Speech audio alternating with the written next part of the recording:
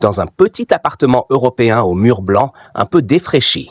En fin d'après-midi, la lumière grise d'un ciel couvert filtre à travers un double vitrage embué, tandis qu'un ordinateur portable posé sur une table Ikea tremblante éclaire le visage fatigué de Lucas. Il clique sur l'application de sa banque et un sourire discret se dessine enfin quand le virement de salaire apparaît en vert, le solde soudain plus haut que d'habitude. Il se laisse tomber au fond de sa chaise, ferme brièvement les yeux, inspire profondément, comme s'il sortait la tête de l'eau après une longue apnée. Le bruit lointain d'un tram résonne dans la rue et un voisin claque une porte dans le couloir, mais pour quelques secondes, tout semble suspendu. Lucas murmure pour lui-même, presque étonné.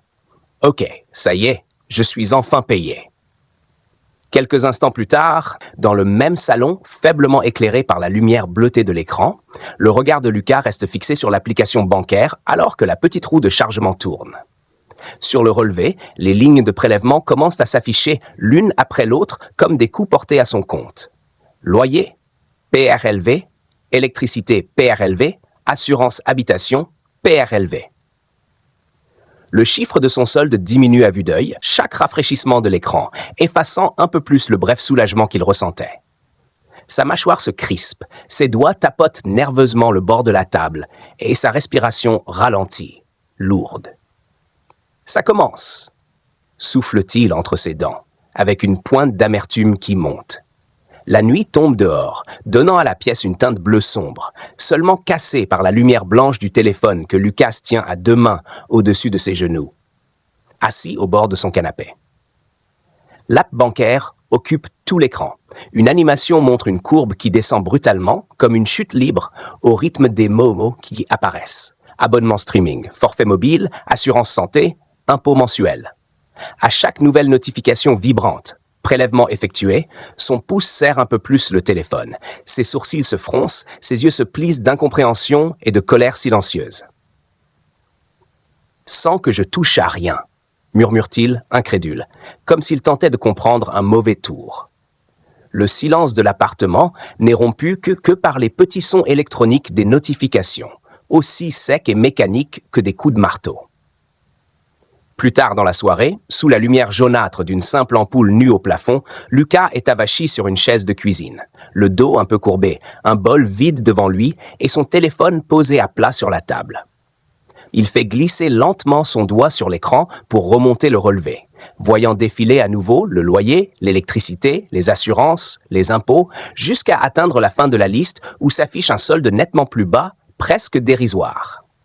Il s'arrête, fixe le chiffre pendant un long moment, les yeux brillants d'une fatigue mêlée de frustration, les épaules lourdes comme si tout le poids du mois reposait sur elles. Mais je viens juste d'être payé. Laisse-t-il échapper, à mi-voix, le ton cassé, comme s'il parlait à quelqu'un qui n'est pas là. Sa main se referme en poing sur la table, puis se détend aussitôt, vaincu, au son lointain d'une sirène de police qui passe dans la rue en contrebas.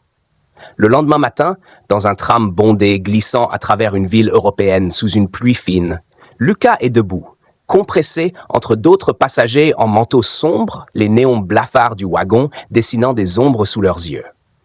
Il tient la barre d'une main et son téléphone de l'autre, l'écran montrant son solde réduit entouré de petits montants prévus pour les prochains jours. Encore un impôt, encore une facture d'énergie, encore un abonnement. Il lit les intitulés, la mâchoire serrée, tandis qu'une voix automatique annonce les stations en plusieurs langues. Rappel froid d'un système réglé au millimètre. Tout est déjà prévu. Tout est déjà organisé. Pense-t-il à voix basse, le regard perdu dans le vide, voyant son argent déjà promis avant même qu'il ne puisse y toucher. Une femme à côté de lui jette un coup d'œil à son écran, puis détourne le regard avec un soupir, comme si elle reconnaissait la même bataille silencieuse. En fin de journée, dans un supermarché éclairé de néons brutaux, la lumière blanche se reflétant sur le carrelage et les rayons bien rangés, Lucas se tient devant la caisse automatique avec un petit panier, quelques pâtes, des œufs, un peu de légumes basiques, tout posé sur le scanner. Il jette un rapide coup d'œil à son application bancaire ouverte, voit le solde déjà maigre, puis regarde le total qui s'affiche en rouge sur l'écran de la caisse. Il déglutit, appuie sur « Payer par carte » avec un geste hésitant, comme s'il frappait lui-même le peu qui lui reste. Avec ça, je dois vivre, manger, respirer, murmure-t-il en glissant sa carte, surveillant avec une crispation le message « Autorisation en cours ». Le bip sec de la transaction acceptée résonne comme un verdict, et il récupère son ticket en silence, serrant le sac de course contre lui comme un maigre butin.